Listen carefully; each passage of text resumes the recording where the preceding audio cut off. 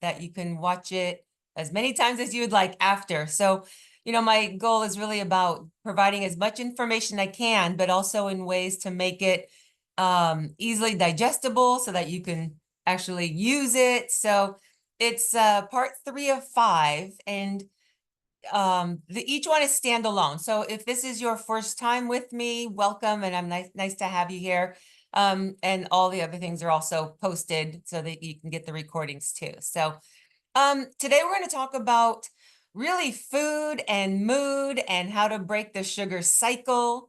And I love this topic, and I love now we're starting to get into the mind, body, and beyond just regular, nutrition. And it's going to tie in so perfectly with the other programs that are being offered about the emotional health as well as physical. So in case you're new, this is me. I'm Dr. Natacha Nelson. I've been in the South Bay here for 24 years. I'm a chiropractor by trade, and I have a master's in spiritual psychology because I really wanted to be able to understand how the mind-body connection works and really focusing on the somatic healing with nutrition and emotion. And I played beach volleyball. That's how I ended up in the LA area from Northern California. And this is my daughter, and then it's my book that I wrote while my mom was sick and while she was ill. And then when she passed away, it was part of the therapeutic process for me of writing and journaling, and it turned into a book. So I just wanted to share that. So this is me. I'm a life doctor is what I call myself, my moniker. Really kind of that high performance educator and specialist about integrating the 5 pillars of health in business, in sports, in life, really how to achieve goals without compromising health and really putting it all together. There's so many layers to health. And my mission is to help achieve goals without compromising your health.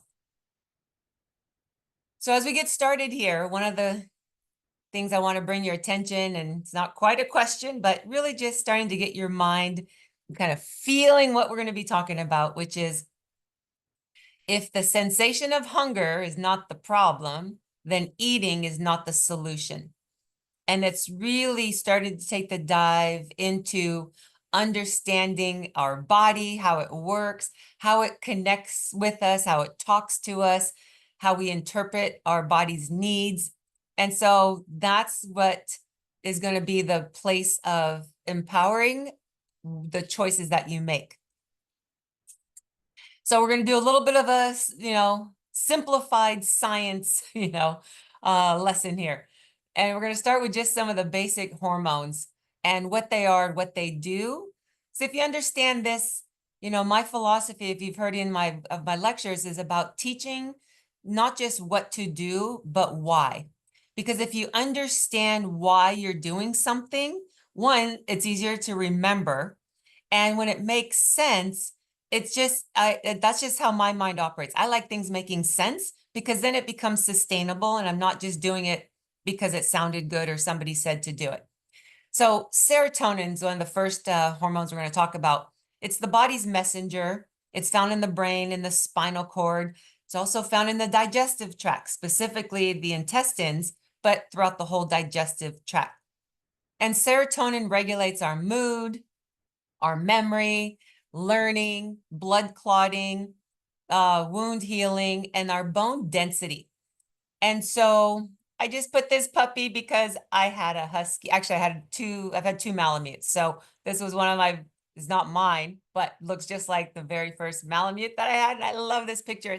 It feels good, which is what serotonin does. It's a feel-good hormone. And then we're going to go to endorphins. And endorphins is really about that sense of, it's the body's opiate receptors. And it's that analgesic effect of feeling good. And it's just that euphoria. It feels good. It's, they call it the runner's high, but it's really kind of a high from anything that you're doing that produces that body's opiate feeling. As we move into, then we get into cortisol. Cortisol gets a bad rap. People are like, oh, cortisol's bad. None of these are inherently right or wrong or good or bad. They're messengers, and they're here to tell us something. Cortisol is released, it's actually by the adrenal glands, not in them, but it's as a response to stress. It helps the body use and regulate glucose, which is sugar. It also helps control the sleep cycle, which is what, if you're feeling stress at the end of the day and you get a surge of cortisol in the bloodstream, it can interrupt the ability to fall asleep or stay asleep. Because then not just the cortisol that affects the sleep, but if cortisol is what brings the blood sugar levels ready to, as a stress response, it can interrupt sleep because now you get a spike of sugar in the bloodstream and can keep you awake. And then there's adrenaline. It's made in the adrenal glands as well, also related to stress, but it's going to be slightly different in how it affects the breathing, the heart rate. It's more of a, there's an element of almost a little bit on the panic element of like, oh gosh, there's an adrenaline. And you want that because it's really going to be about the fight and flight response of the body. And it's what people, will go chasing it because it feels so good to have it. And you can do it naturally, you want to jump out of a plane. But there's a high to it that people are chasing, but you can also get it naturally by doing things that are slightly scary, but not life-threatening scary, but things that are just uncomfortable when you push yourself through it. That's part of the adrenaline rush and the adrenaline high of, for some people, it's public speaking, it's uncomfortable, but a little bit. And then at the same time, it's the adrenaline rush. So this is where I want to break down the concept of stress to begin with, because stress in itself doesn't really make sense to the body and to the mind, because we can't get rid of it because it's, unless we understand what it is. So eustress is the good stress, and it's the amount of challenge that's required to grow or to build or develop strength. This could be physical or mental, like a new project or working out, where you're going just slightly beyond what you're comfortable doing, but enough that you can do it.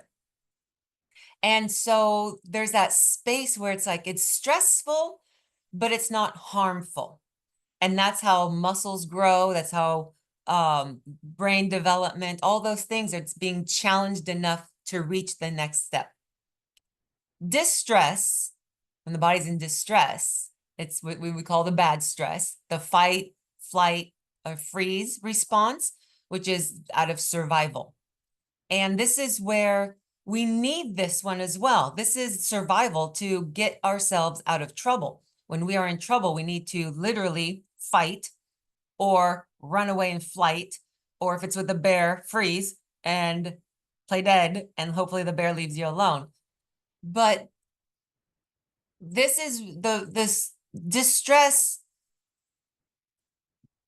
the hormones in the body, when it's the first, 15, 20 minutes, the body's going to have a, okay, fight, flight, or, freeze response. Oh, in about 20, 30 minutes, we should be out of trouble. So the body should be able to come back to that homeostasis and calm down. But what happens is, because of something that we replay in our mind over and over, it activates the stress response, even though we are not actually in a position where we have to fight or flight, but we are thinking about it, and we're thinking about a situation of the past or the future. So it keeps all of the stress hormones circulating in our bodies at a high level. And that's where damage all organs in the body in different ways. That's when it shows up.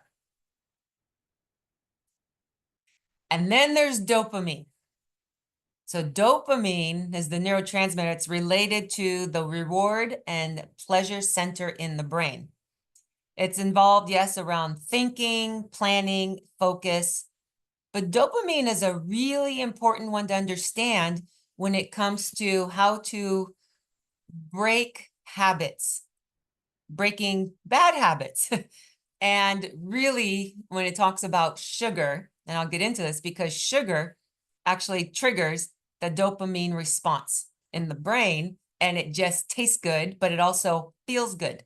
And so it's one of those where we have to understand the cycle to understand what we are trying to stop and change. So when it comes to breaking the cycle of sugar, and this is not just sugar, but it'll be for any type of unhealthy coping behavior that we use as humans when we don't feel comfortable about something. But we're going to talk specifically about sugar first and food, because this is where before you eat, it's really important to actually ask yourself and think about this, like, what am I hungry for? Because when you start asking that kind of question, not just what do I want to eat, but what am I hungry for? Because there's a deeper meaning on than just physical hunger. Because if your answer really is, man, I'm really hungry, like my body's low on energy and I'm gonna go work out or I have something to do. And then food like healthy, nourishing food sounds really good. You're like, oh, I can't wait to eat the salad and make it. Like it'll sound good when it's a physically nourishing for your body. When you start thinking, I want pizza, I want macaroni and cheese, anything that's in the comfort foods. And when I say sugar, I also really mean all the white processed foods because it all breaks down to sugar anyway in the body. Because when you start realizing, well, when you're reaching for those things and you start saying, well, what am I hungry for? If you really listen and in tune with your body and you're honest, you'll start to realize something in you is like, well, I'm not really hungry. I think I'm kind of bored. Or I'm not really hungry, but I feel lonely. And if you start to just recognize that there's an emotion below that you are trying to eat to avoid it or numb it or distract yourself from it, that's one of the most important first steps in breaking the cycle of using sugar to feel good and food to feel good. Because remember, I said the dopamine center. So when we feel lonely or bored or really any emotion that's uncomfortable, when we start to feel those, it's like naturally we don't like it. We don't want to stay there. So we're going to look for a way to get out of it. And the mind just goes to the quick and easy. Well, hey, if we eat something, we can hit that dopamine pleasure center quickly, effectively, efficiently. As soon as something like gets into your mouth, it's like, ding, it lights up and we're like, oh, I feel better already. And so that's understanding that whole cycle of how food, the dopamine center, the pleasure reward center in the mind and in the brain to know what you're dealing with. So I want to just take a pause here and see if there are any questions about the hormones. There's a lot of overlap, and the body is very smart that way, and it's intentionally has a lot of things that overlap. But I was hoping to make sure to break them up a little bit to make them make sense. So if there are any questions up to this point so far, I just want to give a moment. None in the chat so far. So if you're for everyone out there, please feel free to put your questions into the chat where you can save them for when Natasha pauses. Thank you. Okay, good.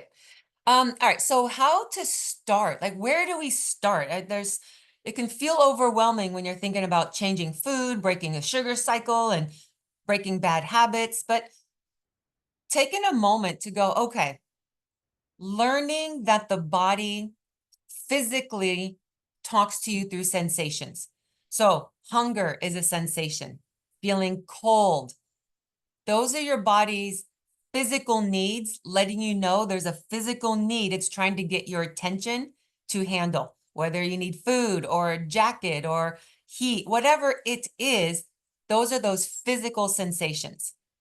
So when you start to think of it and go, okay, am I physically feeling a sensation that I need to address? Maybe yes, maybe no. Great. And then you handle it. If the answer is no, then you start to go, oh, okay. So if it's not a physical sensation, it's an emotional one. And this is where you start to go, oh, deeper into the emotional component, because your energy will drain when it's an emotional issue that's attached to a situation or an event or circumstances, experiences. It doesn't even have to be something that's happening now. The mind can hijack something from the past. It could be decades in the past, but you can be triggered in current time based on something you see or something you smell or something that somebody says. And oftentimes it is so fast, you may not even realize that your mind got triggered. And so one of the first ways to know is go, okay, well, is it a physical sensation? And you go, no. And you go, okay, it's emotional. My energy is draining. Okay. And just the acknowledgement of that is already going to make a difference, because now your mind, the way the mind works, it's like the mind wants a job. So if you give it a job, instead of letting it continuously go into a loop, if you assign it a job and say, hey, yes, there's this trigger, and yes, I'm feeling emotionally upset. Let's see what we can do. The mind is going to be like, oh, great, I have a job. It's kind of like the working dogs. Like it just wants a dog, like dogs. If you don't give them a job, they're going to tear everything up. The mind's the same way. So I always bring it up, and this is me. I like this picture, but it's really about getting an idea of who here was taught how to deal with feelings when we were little at this age. Yeah, no. And how to understand and interpret feelings in order to respond in a situation instead of react. And, I didn't learn until, maybe 15 years ago when I started on this journey. So I coped, and most of us, if we didn't learn, we learned how to cope. And coping means we either lash out and we cope with something externally to shut all the emotions down. For me, I would withdraw and just shut down emotionally and just kind of, put on a happy face, but not really feel anything. That was my way of coping. And so all of us as humans find ways to cope, and it's just recognizing, well, what do you naturally do? And it's not that it's wrong, but it's the awareness of what do you do? Because when you learn how to cope, and if you learn correctly, which is great, dealing with emotions, most of us who haven't, we start to create unhealthy behavior patterns to soothe ourselves when we don't know what else to do when we feel upset. And this is how we survived. And when I say upset, I mean anything that's uncomfortable is an upset. It's a trigger. And I use the word addiction with asterisks, I guess, because every behavior, when it's used to cope, when I'm working with clients about addictions, I use this definition because we have to understand the root of it.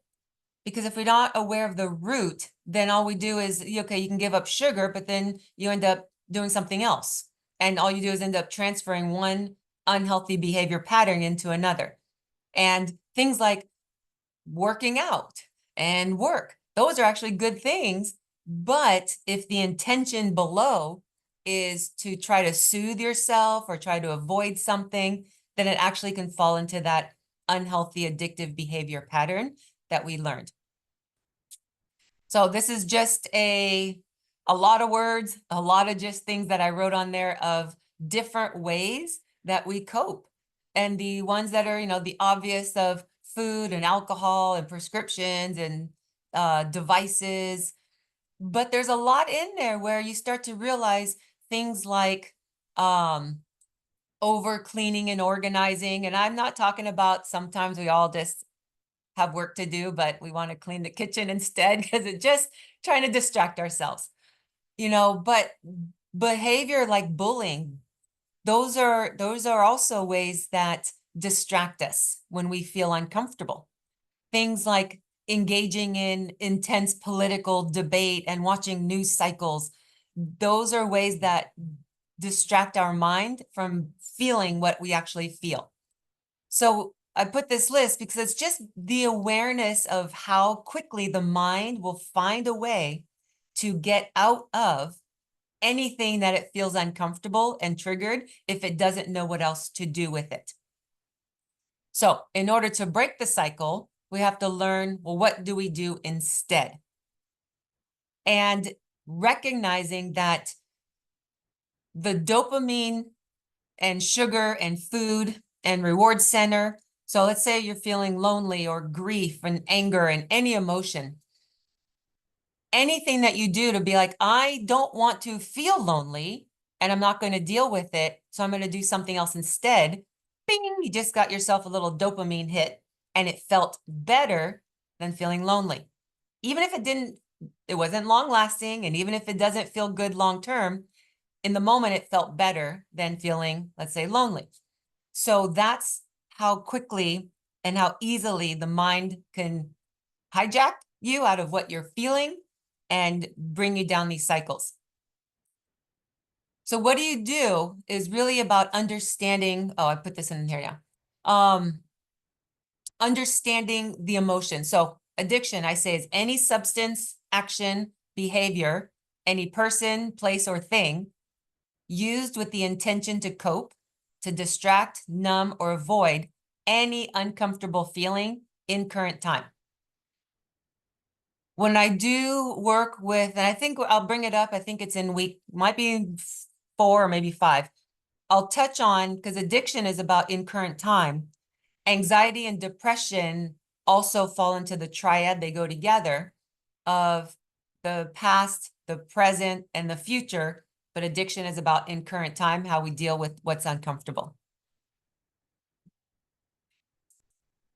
So the sugar cycle stimulates the dopamine center to feel pleasure. And this is where your awareness of what you are feeling is where it starts. So that's where we go. How many of you, I can't see everybody, so it's okay. You can just say it or just wave, put it in the chat, have actually learned how to identify and understand feelings and being able to put a name to what you feel. And because that is the start of giving the brain and your mind a job. So it's learning the language of feelings, and not just to name it, but when you can name it, inherent in the naming of it is the actual solution. So let's say anger. Anger lets you, you're like, oh, just angry. Okay. Well, at the root, anger is one of two things. One, there's grief in there that hasn't been processed and felt and dealt with. And what that's also going to let you know, anger is when a boundary has been violated. It's a boundary that we have in our life. It's a rule that we have, and somebody or something violated that boundary, broke that rule of how we want to conduct our life. Oftentimes, we are the ones who broke our own boundary by saying no when we or saying yes when we didn't want to. We agreed to something we didn't want to do. Then we realized we broke our own boundary on how we wanted to use our time, things like that. So we get angry. So just in the ability to start naming what you feel, then you start to look at, one of the things that is important is recognizing there are also layers and levels. So everybody says, oh, I just feel angry. And I go, okay, well, are you actually angry or are you a little annoyed? Are you angry or are you enraged? Because there are different intensities that if you can break those apart, it's also giving your mind, oh, it's more information. Okay, because if you're a little annoyed and you can say that, you start to go, you might even laugh at yourself going, okay, I see, I'm actually bothered. Okay, it's not that big a deal, but you'll be able to move that energy instead of shutting down and being like, it's fine, it's no big deal. I can get over it, and pretending like nothing was there.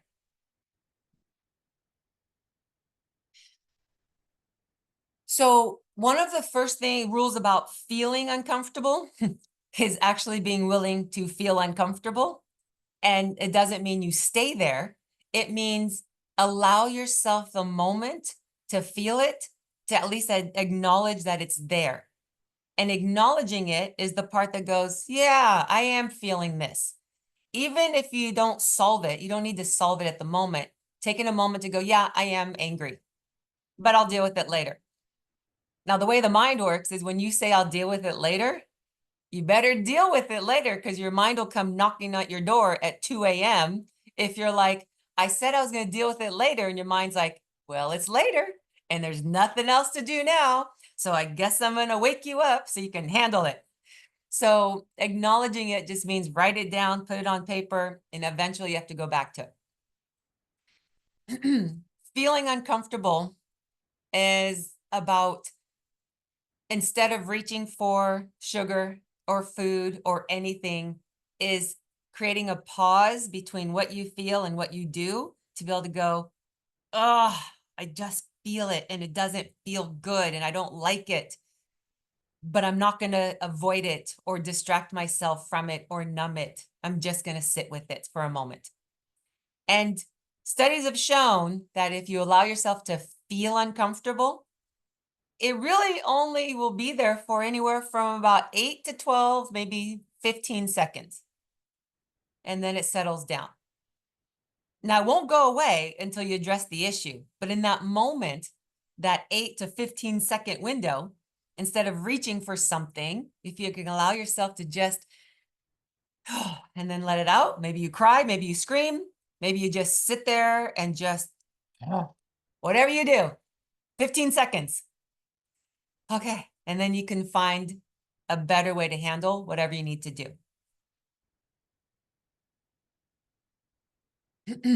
So it's really about how do you process and deal with feelings that are painful and uncomfortable because life happens. This was me with my grandmother. She was the pillar of my life growing up. She was my stable entity with, very chaotic home.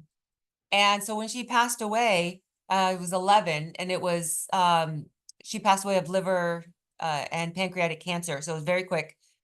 And in our house, we didn't have, like, at the time, it's not just our house, but there were no classes. We weren't taught how to handle loss and grief. And so my mom, was just like, okay, well, we go to bed. And then the next morning it's like, okay, it's time to go to school and go to work. Like, it was just like time to move on because that's what we're supposed to do.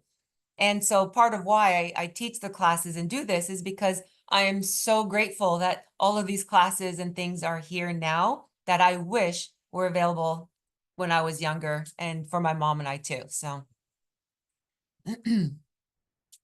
so I want you to think about how you cope, because there's not a right and a wrong, and it's not about, you have to get rid of it and change it and that you're bad for doing it. None of those things. It's about just understanding how you operate, because this is when we feel scared, we're going to naturally go to our operating system, and we all have at least one, maybe two. It's just our natural go-to. And so if you can recognize it and be aware of it, you'll catch yourself doing it. So if you are, I kind of a combination of, I would be withdraw and shut down. And then through high school and college, I was very numb, but very robotic. I'd be like, I got school, I got sports, I go to work, and that's what I do, and takes care of all my time. And I'd be busy, busy, busy, because then there was no time to feel anything. Some people are mean and really lash out. And some people fall into the people pleaser. I'll just do what everybody wants and everything is fine. And I'll be whatever everybody else needs me to be so that everybody feels at peace. So like I said, it's not a right or a wrong, but it's what is your natural default operating system? Because at some point, this is what you're going to have to contend with when you're trying to change habits that you're trying to break. You're going to come face to face with your natural coping and natural operating system. And you're going to have to face it and be like, oh, that's what I do. Okay, well, let me try something different. and you're gonna feel uncomfortable doing something different, and that's okay. That's a part of the growth, which is part of, remember I said the eustress, which is the growth of a challenge that can be done when you're learning something new. So then you get all of the good endorphins, dopamine, serotonin, all of those things start to go, oh, this feels so good when you are learning how to break bad habits and old habits and learning new things. So I want to hear from you, and if you want to bring it up, you have questions, but I want to get some ideas of what are some of the emotions that are the hardest for you to feel and experience.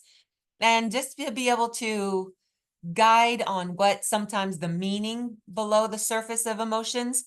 Then I'm going to do more in our next, I think it's part 4. But I just wanted to start the conversation about what emotions, if you're feeling that might feel difficult, that I can help give some guidance on how to deal with it, and if you don't know what to do. So just want to open that up. If there are any questions. Yes, so Okay. there's some I don't always realize I am under stress. Another one was hardest feeling for me is feeling unheard or unseen or undercared for during and after treatment or surgery.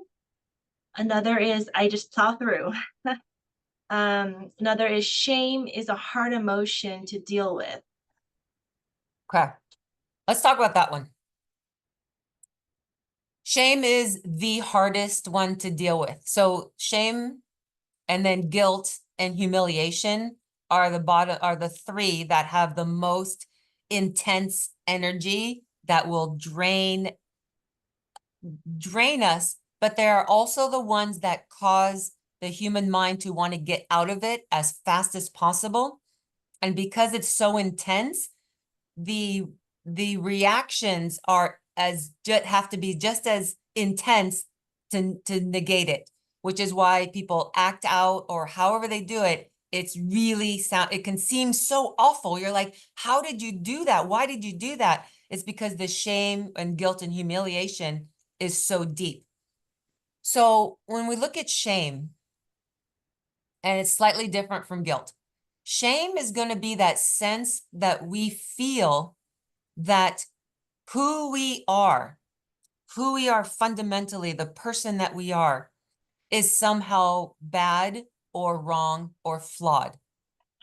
And that's different from guilt, because guilt is that sense of, I did something that broke a moral code or somehow was bad or somebody said it was wrong.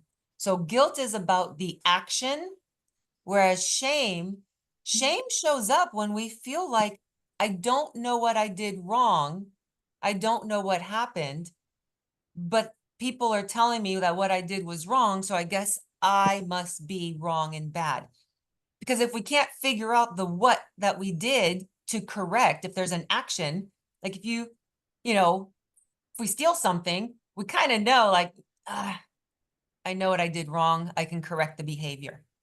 But if we don't actually know what it is, then especially in the child's mind starts to go, well, I guess it just must be me.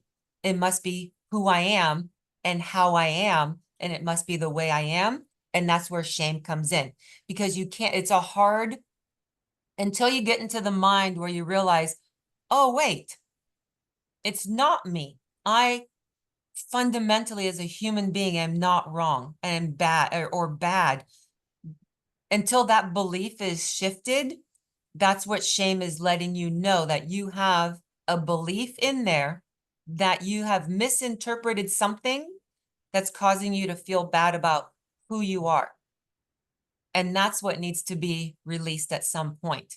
And I'll talk about that one for sure in the other sessions, but I wanted to start with that one because it's such a big emotion that drives a lot of secrecy in actions and behaviors. That's why I wanted to make sure to talk with that. So does that answer that question a little bit? Does that help? Okay. Yeah. Rebecca, what was bring up, I forgot some of the other comments or The first questions. one was I don't always realize I am under stress. Okay. I love that, whoever brought this up. Thank you. Because yeah, it is, when we feel good and we're relaxed, the contrast of stress, we'll notice it. We notice like, oh, I'm uncomfortable. Something's going on. But when we are in that space too much and too long, we don't realize it. We just become, our body will shut down just to survive it. And the awareness is actually in setting up specific, even if it's, 5 minutes, 10 minutes in between, like things in your schedule or things that you're doing where you actually just stop and you force yourself to stop. Maybe it's every hour and you do it 5 minutes. Your inability to actually stop is going to be what lets you know, oh my gosh, I must be stressed. Because if the alarm goes off, you're like, oh, hey, it's my break. I'm going to take 5 minutes. I'm going to sit. I'm going to close my eyes and I'm going to breathe. And if you're not heavily stressed and you can be like, oh, good. Oh, I look forward to my break.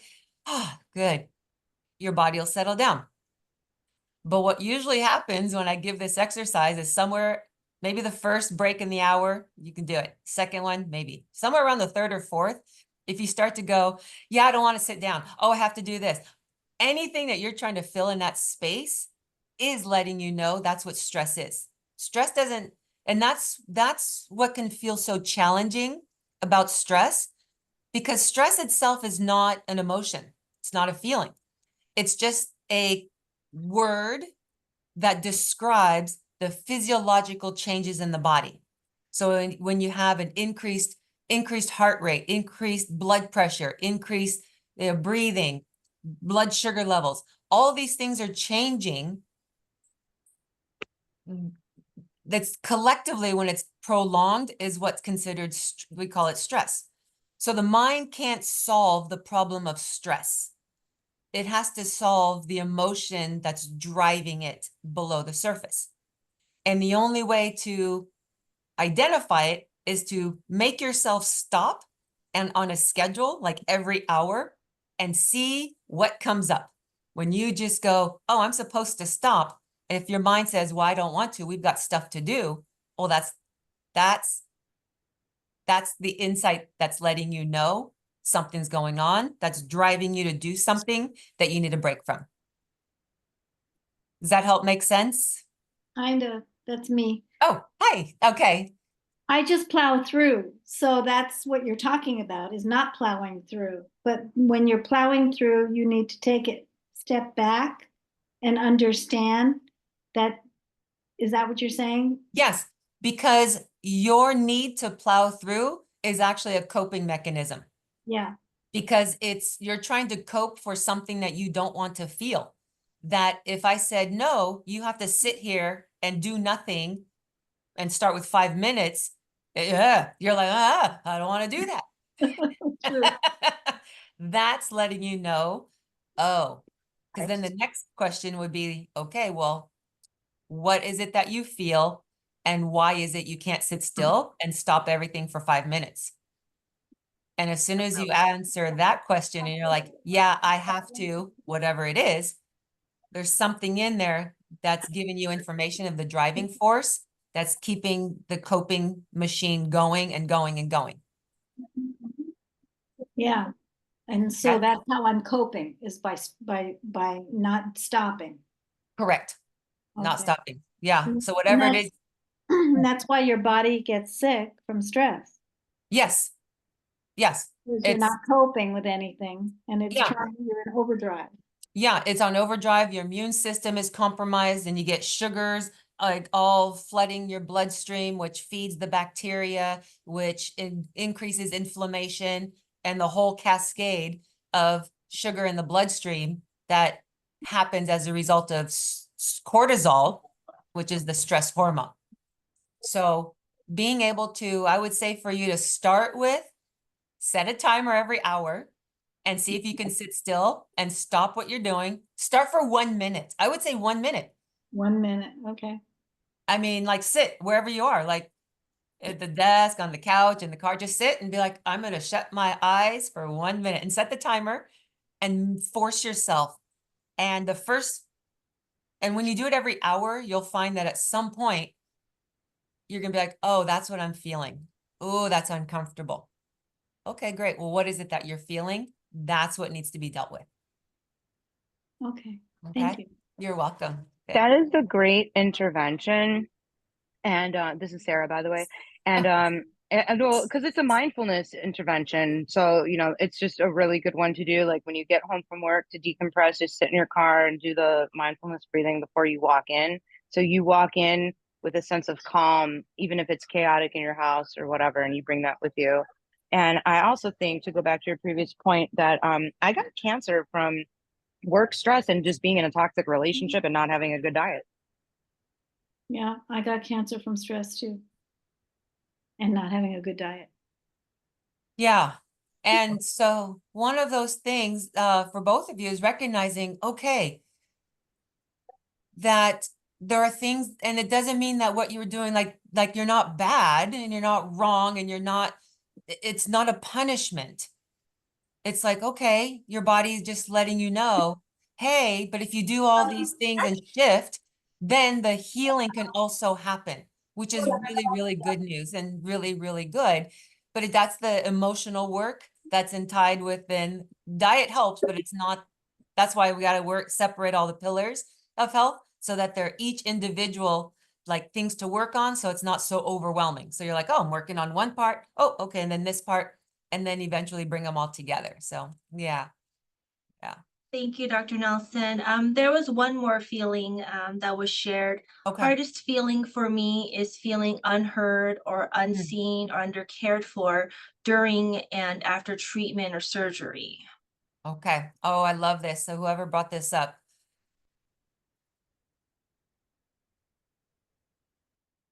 One of the fundamental ways of being seen and heard and understood is we can't make other people see us and hear us and understand us. So it starts with, are you able to see and hear yourself? And are you able to acknowledge what you're going through and what you're feeling? Because when you start with, oh, okay, what can I do with that? You start with, okay, maybe I haven't been really paying attention to myself. Maybe I haven't been being honest and speaking with what I'm feeling at this time. If you start with, let me be honest about what I'm thinking and feeling for myself, what you'll find is, one, it takes a little bit of the edge off because at least you're feeling like whatever it is you're feeling, somebody's acknowledging it, even if it's just you. But once you're able to feel it and acknowledge it, you'll find that sharing it becomes a little bit easier. And it's in sharing it, and not just the what you're feeling, but if you could say to somebody, this is what I'm feeling, and this is what would help me, you'd be amazed that there are more people who really do want to help, who do see you and who want to be there for you. They just don't know how. They oftentimes, people are afraid of doing the wrong thing or saying the wrong thing, so they stay silent. They're like, okay, well, I don't want to bother them. I'm going to give them their space. Well, I don't want to ask them about their illness. I don't want to make them feel bad. They don't know what to do or say. So you, to be able to be seen and heard, starts with you being able to acknowledge what you're feeling and sharing it, one, with yourself to say, yes, this is what I'm feeling, and then sharing it with somebody. And in sharing it, if you can also identify what it is that would be helpful for you, because that's how you're seen when somebody goes, oh, I'm so glad you let me know how I can help you. Because then the likelihood goes up really, really high. They're going to actually help you. Because that might be as simple as, gosh, a home cooked meal would be really great on treatment days. And you could say that to somebody and somebody else could go, oh, I'm so glad that you let me know how to help you. I didn't know If you'd want me to cook, if you'd want food, well, what would be good? What would you like to eat? And that's what's going to help. So I encourage you to start with being able to see it and feel it for yourself first, and then share it. Even if it's just with one person, it's like you're learning your voice and learning to feel comfortable, being vulnerable, knowing that it might feel uncomfortable, and asking for help of some sort, because that's what being seen is also asking for help. So I hope that that was helpful for you. Thank you. I just wanted to read the couple of other comments. This was during the workshop. As a psychologist, I will add that addiction also involves the person wanting but not being able to stop using the substance or doing the behavior. Yes. And then another one was, yes, I see that when I feel anxiety and boredom, I want to eat. Yeah, because it's soothing. It's very anxiety and anything that's uncomfortable. The mind is like, it's uncomfortable. I want to make this discomfort stop. And so we have our natural favorite go-tos, and food is just really, really easy because it's usually really available. And especially if you don't have to cook it and it's sweet and it comes in a package, it just hits the taste buds just right and it lights everything up and it just feels good. Yes, I feel like I have the same issue where I think if you're feeling emptiness inside, you can fill it up with food, even though it's not exactly filling up, the other need that you have. Yeah. And when I'm working with people too, it's like, well, we have to get to the root of, well, what's the hole in your heart that you are trying to fill? And that goes back to the first question that was, what is it that you are hungry for? Because whatever the hole in your heart is, you cannot fill it with food or any other coping device until you actually deal with the hole in your heart. If there are any other questions, feel free to put it into the chat. We do have a few minutes, or you can unmute yourself and I can call on you. And Dr. Natasha, if you want to share about the slide.